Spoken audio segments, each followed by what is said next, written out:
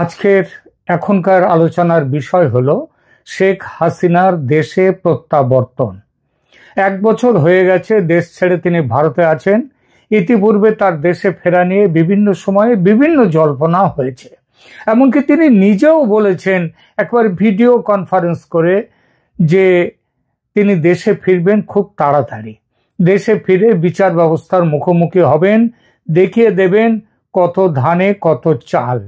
কিন্তু ফেরেননি। নয়াদিল্লির রাজনৈতিক মহলের সূত্র থেকে জানা গেছে দেশে ফেরার ব্যাপারে ভারত সরকারের সঙ্গে একাধিকবার তিনি কথা বলেছেন।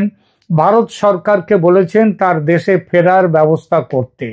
গোপালগঞ্জের ঘটনায় তিনি এতটাই আবেগতাড়িত হয়ে গিয়েছিলেন যে অজিত ডোভালকে বলেছিলেন যে বাঁচেন কিংবা মরেন যেটাই ঘটুক না কেন তিনি দেশে ফিরবেন। তিনি বাঁচতে চান কিংবা মরতে চান সেটা দেশের মাটিতে। ভারত সরকার রাজি হয়নি। যতক্ষণ না দেশে তার নিরাপত্তা সুনিশ্চিত করতে পারছে তারা, ততক্ষণ ফিরতে দিতে পারে না, এটাই ভারতের স্পষ্ট সিদ্ধান্ত।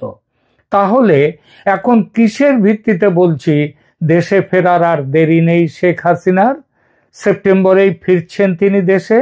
বলছি কারণ এর কিছু স্পষ্ট কারণ আছে। এই কারণগুলো উঠে এসেছে সম্প্রতি, আর এই সব কারণের পেছনে আছে বাংলাদেশের বর্তমান জটিল ভূ রাজনৈতিক পরিস্থিতি। বাংলাদেশের রাজনীতি এখন বাংলাদেশ ঠিক করে না কিংবা বাংলাদেশের ঠিক হয় না, করে বিশ্বের বিবদমান পরাশক্তির দেশগুলো। স্পষ্ট করে বললে একদিকে মার্কিন যুক্তরাষ্ট্র, অন্যদিকে চীন, ভারত, রাশিয়া। বাংলাদেশ নিয়ে এদের প্রত্যেকের স্বার্থ জড়িত। একদিকে বাংলাদেশে আধিপত্য বিস্তারের চেষ্টা, সেই সঙ্গে একইভাবে চলছে তাদের এই পরাশক্তিদের আন্তর্জাতিক জোটবন্দি। এই জোটবন্দির তৎপরতা এটা তুঙ্গে উঠেছে বাংলাদেশের সংসদীয় নির্বাচন ঘিরে। যে মোহাম্মদ ইউনূস কিছুদিন আগেও নানান টালবাহানায় নির্বাচন পিছিয়ে দিতে চাইছিলেন, সম্ভব হলে কয়েক বছরের জন্য, তিনি হঠাৎই নির্বাচন ফেব্রুয়ারির প্রথম অর্ধে হবে বলে একেবারে ঘোষণা দিয়ে দিলেন। শুধু ঘোষণা দেয়া নয়, নির্বাচন কমিশনকে চিঠিও দিয়ে দিলেন। হঠাৎ তার সিদ্ধান্ত এমনভাবে বদলে গেল কেন? এর কারণ ইউনূস বাংলাদেশে বর্তমানে এতটাই ধিক্কৃত এক চরিত্র, সেই চরিত্রে পরিণত হয়েছেন যে আমেরিকা তার উপর আর নির্ভর করতে চাইছে না। আমেরিকা মনে করছে ইউনূসকে দিয়ে বাংলাদেশে তার স্বার্থ আর রক্ষিত হবে না, তাকে যত শীঘ্র সম্ভব বিদায় দেয়া ভালো। আর ইউনূস সাহেবও এটা বুঝেছেন এবং বোঝার পর থেকে ভালোই ভালোই চলে যেতে পারলে তিনিও বাঁচেন। এটা বুঝেছেন যত দেরি হবে তত কমে আসবে সেফ এক্সিট প্যাসেজ, নিরাপদে চলে যাওয়ার রাস্তাটা আস্তে আস্তে বন্ধ হয়ে যাবে। কিন্তু যাব বললেই তো আর যাওয়া যায় না। দেশটার তো একটা ব্যবস্থা না করে যাবেন কি করে? সেই ব্যবস্থা হলো নির্বাচন করে দিয়ে নতুন সরকারকে ক্ষমতায় বসিয়ে তবে তিনি বিদায় নেবেন। আমেরিকা তার বিভিন্নভাবে সমীক্ষা চালিয়ে দেখেছে যে বাংলাদেশের ভেতরে আমেরিকার বিরোধী যে মনোভাব, সেই মনোভাব এখন তুঙ্গে। এবং আমেরিকার বিরুদ্ধে মনোভাব তুঙ্গে ওঠা মানেই পরবর্তী সরকার যাকে আমেরিকা পছন্দ করে আনবে বলে ঠিক করেছে তাদের ক্ষমতায় আসাটা সম্ভব হবে না। সুতরাং আমেরিকা সেইটা বুঝেই চেষ্টা করছে আওয়ামী লীগকে নির্বাচনের বাইরে রেখে যদি ভোট করা যায় তাহলে নতুন সরকার হবে তাদের। এই নতুন সরকার হিসেবে বাংলার মসনদে কাকে দেখতে বা পেতে চাইছে আমেরিকা? সেই দলটির নাম বিএনপি, বাংলাদেশ ন্যাশনালিস্ট পার্টি। ঢাকায় স্থিত আমেরিকা দূতাবাসের ভারপ্রাপ্ত রাষ্ট্রদূত ট্রেসি অ্যান জ্যাকবসন লন্ডনে গিয়ে দীর্ঘ মিটিং করেছেন বিএনপির কার্যকরী চেয়ারম্যান তারেক রহমানের সঙ্গে। জ্যাকবসনের আগে গিয়ে মিটিং করে এসেছেন স্বয়ং মোহাম্মদ ইউনূস। ছক একদম পরিষ্কার, তারেক প্রধানমন্ত্রী হবে, বিএনপি ক্ষমতায় বসে আমেরিকার স্বার্থ রক্ষা করবে। কোন স্বার্থ? ওই যে বাংলাদেশে তাদের সৈন্য ঘাঁটি, বিমান ঘাঁটি বসানো, সেন্ট মার্টিনস আইল্যান্ড নিয়ে নেয়া, এই সমস্তগুলো। এতদিন বাংলাদেশে আমেরিকার প্রেসক্রিপশন খুব ভালো চলছিল, কিন্তু এবার আটকে গেছে। আটকে যাওয়ার কারণ বিএনপি এবং জামাতের মধ্যেকার বড়সড় ফাটল। তাদের জোট তো ভেঙেই গেছে, এখন সম্পর্ক রীতিমতো তিক্ত। কারণ অবশ্যই ক্ষমতার দখলদারি। বাংলাদেশকে কে দখল করবে? এই ফাটলকে চওড়া করে দিচ্ছে চীন। চীনের সঙ্গে ভারত এবং রাশিয়াও। এদের প্রত্যেকের লক্ষ্য আমেরিকা যাতে ঘাঁটি গেড়ে না বসতে পারে বাংলাদেশে। বিএনপি ক্ষমতায় এলে সেটাই হবে। সুতরাং এদের প্রত্যেকের লক্ষ্য আটকাও বিএনপিকে। আর বিএনপিকে এখন আটকাতে গেলে কি করতে হবে? বন্ধ করে দাও নির্বাচন। একই দাবি জামায়াতে ইসলামীর, কারণ এখন ভোট হলে তারা জিতবে না। আর জামাতের সঙ্গে আছে ইউনূসের কিংস পার্টি, এনসিপি। অবশ্য তাদের পুরোটা নয়, তাদের একটা অংশ আমেরিকার সঙ্গে আছে আবার, অর্থাৎ তারা চায় ভোট এখনই হোক। সুতরাং এখানে আছে জামাতের সঙ্গে আছে ইউনূসের কিংস পার্টি, যেটা এনসিপির একটা অংশ। এই ব্যাপারে এদের সঙ্গে আছে চীন, কারণ চীনের কাছে চীনের দরকার ব্যবসা। সুতরাং ব্যবসার প্রয়োজনে যাদেরকেই যেই আসুক না কেন, তাতে তাদের খুব একটা অসুবিধে নেই।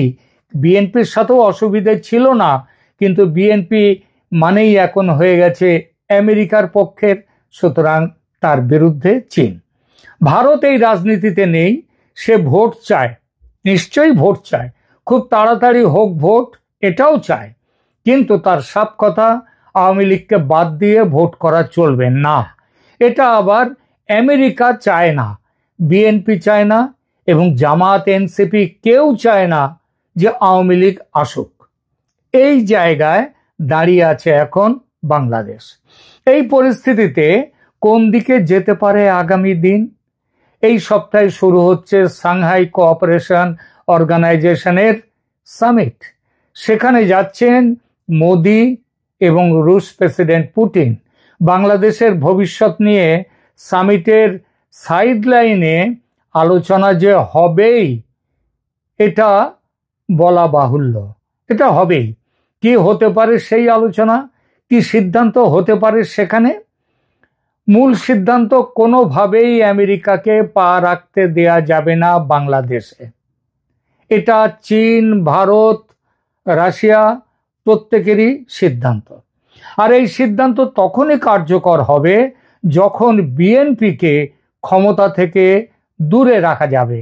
আর এই দূরে রাখতে গেলে তার প্রবলতর প্রতিপক্ষ যে তাকে নিয়ে আসতে হবে বাংলাদেশের নির্বাচনে, নইলে জামাতের জেতার সম্ভাবনা নাই এবং বিএনপি তারা একেবারে টকটক করে এগিয়ে জিতে যাবে। সুতরাং আওয়ামী লীগকে নির্বাচনের ময়দানে এন্ট্রি দিতে হবে, এটা ভারতের লাইন। এই প্রেসক্রিপশনে জামায়াত এবং এনসিপির অংশটি চাইবে না ঠিকই, এই প্রেসক্রিপশন তাদের পছন্দের নয়। এমনকি সেনাপ্রধান ওয়াকার উজ্জামানেরও মনঃপুত হবে না এই প্রেসক্রিপশন। তবু এই মুহূর্তে অন্য কোনো ওষুধ নেই, না হলে বাংলাদেশ চলে যাবে আমেরিকার একেবারে কবজায়। ভারত নিশ্চিতভাবেই আওয়ামী লীগের বন্ধু, কিন্তু মনে রাখতে হবে চীনও কিন্তু আওয়ামী লীগের শত্রু নয়। চীনের সাথে আওয়ামী লীগের অনেক বড় সম্পর্ক, এবং আওয়ামী লীগের সময়ে চীন যতটা ব্যবসা করেছে বাংলাদেশের সঙ্গে, ভারতের সঙ্গে তার কিছুই নয়। কিন্তু একই কথা বলা যায় রাশিয়া সম্পর্কে। শেখ হাসিনার আমলে রাশিয়ার সঙ্গে দ্বিপাক্ষিক সম্পর্কের ব্যাপক উন্নতি দেখা গিয়েছিল। এই পরিপ্রেক্ষিতে ওই যে পারমাণবিক যে বিদ্যুৎ কেন্দ্র প্রতিষ্ঠা, সেটা কিন্তু রাশিয়ার সাথেই চুক্তি করে সেটা হচ্ছে। এই পরিপ্রেক্ষিতে হাসিনার শিগগির দেশে ফেরার সম্ভাবনা কতটা দেখা যাক। বাংলাদেশের নির্বাচনী আইন অনুযায়ী নির্বাচনের কমপক্ষে 3 মাস আগে নির্বাচনের তফসিল ঘোষণা করতে হয়।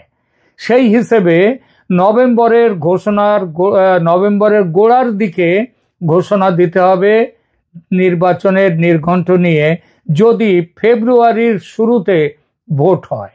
কিন্তু আমেরিকা যেভাবে তাড়াহুড়ো করছে, তাতে নির্বাচন এগিয়ে এনে যদি সেনাপ্রধান ওয়াকারুজ্জামান তার চাহিদা মতো ডিসেম্বরের শেষ সপ্তাহে করা হয়, তাহলে কমিশনের তফসিল ঘোষণা সেপ্টেম্বরের শেষ অথবা অক্টোবরের শুরুতে করতে হবে। এই সম্ভাবনা কিন্তু একেবারে উড়িয়ে দেয়া যায় না। আর সেটা বাস্তব হলে শেখ হাসিনাকে ভারতে বসিয়ে রেখে এবং আওয়ামী লীগকে মাঠের বাইরে রেখে ভারত আঙুল চুষবে, এটা হয় না। তাই ভারত এবার পাকা সিদ্ধান্ত নিতে বাধ্য এবং সিদ্ধান্ত নিয়ে ফেলেছে যে হাসিনাকে দেশে ফেরাবে ব্যাপারে, এবং সেই দেশে ফেরাটা সেপ্টেম্বরের মধ্যেই। এই বিষয়টি নিয়ে যা কিছু কূটনৈতিক ও সামরিক ব্যবস্থা করা প্রয়োজন, ভারত সেটা তৈরি রাখছে। খুব সচেতনভাবে আমি ওই সামরিক ব্যবস্থার কথাটা এখানে উল্লেখ করেছি। এই মুহূর্তে এটা নিয়ে বিশদে কিছু বলবো না, শুধু এটাই বলবো সব অপশন খোলা রেখেছে ভারত। উদ্দেশ্য একটাই, আমেরিকাকে দূরে রাখো এবং ধর্মনিরপেক্ষ সরকার প্রতিষ্ঠা করো যারা দেশের উন্নতি নিয়ে মাথা ঘামায়। আর এই বিষয়ে চীনের থেকেও কিন্তু ভারতের কোনো যে বাধা আসবে সেটা ভাবারও কোনো দরকার নেই, আর সেটা ভাবা যায় না। অর্থাৎ চীনও থাকবে এই ধারণার সঙ্গে, এই ব্যাখ্যার সঙ্গে, এবং রাশিয়াও থাকবে।